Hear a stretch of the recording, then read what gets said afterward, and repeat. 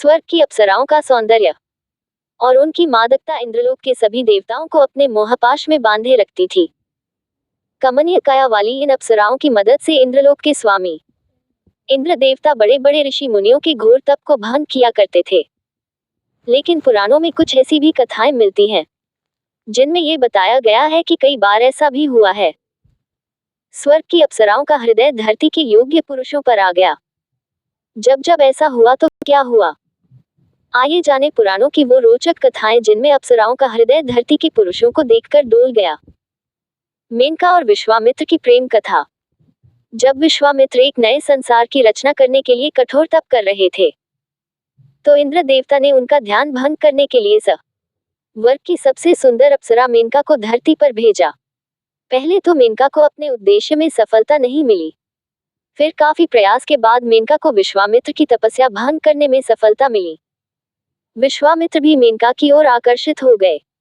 मेनका भी कुछ समय के लिए ये भूल गई कि वह स्वर्ग की अप्सरा है और विश्वामित्र से सच्चा प्रेम करने लगी। दोनों ने विवाह किया और एक पुत्री शकुंतला को जन्म दिया। लेकिन अप्सरा को इंद्र के आदेश से स्वर्ग लौटना पड़ा, जिससे विश्वामित्र क्रोधित हो गए और वह भी गृहस्थी छोड़कर फिर से तपस्या करने चले गए। परिणाम ये हुआ कि इनकी पुत्री शकुंतला के सिर से बचपन में ही माँ पिता का साया छिन गया और एक अन्य ऋषि ने इनका पालन पोषण किया। उर्वशी, पुरुरवा, अर्जुन और विभांडक ऋषि।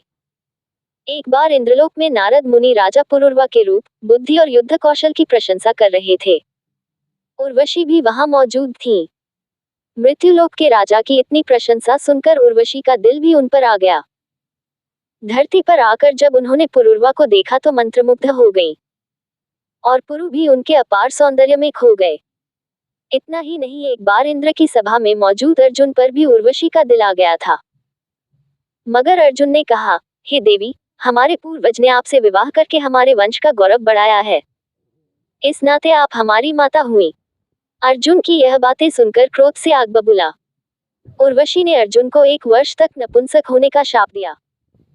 इसके अलावा उर्वशी की प्रेम कहानी विभांडक ऋषि से भी काफी चर्चित है। घृताची भारद्वाज मुनि का प्रेम। इंद्र की सबसे खूबसूरत अप्सराओं में से एक थी घृताची। एक बार भारद्वाज मुनि गंगा स्नान कर अपने आश्रम की ओर लौट रहे थे। तभी उनकी नजर घृताची पर पड़ी, जो नदी से स्नान कर बाहर निकल रही थी। भीगे वस्त्रों में उनके भरे पूरे तन को देखकर भारद्वाज मुनि कामाशक्त हो गए। उन्होंने अपने नेत्रों को बंद करके खुद को नियंत्रित करने का भी प्रयास किया, लेकिन तब भी उनका वीर्यपात हो गया। उन्होंने अपने वीर्य को एक मिट्टी के पात्र में रख लिया। इससे द्रोणाचार्य का जन्म हुआ। भारद्वाज मुनि के अलावा घृताची के कई अन्य पुरुषों से भी प्रेम संबंध थे।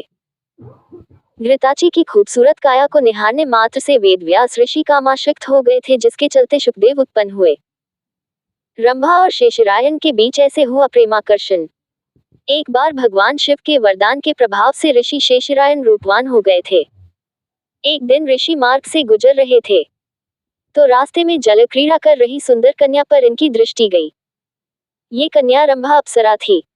ऋषि और रंभा दोनों एक दूसरे के प्रति मोहित हो गए। इनके बीच संबंध से काल्यवन का जन्म हुआ। शिव जी के वरदान से काल्यवन अजेय हो गया। शेषरायन ने भगवान शिव से ऐसे पुत्र का वरदान मांगा था जिसे कोई भी हरा न सके। जब मेधावी ऋषि मंजूघोषा के प्यार में पड़ गए। स्वर्ग की नायिका और अत्यंत रूपवती अप्सरा थी मंजूघोषा।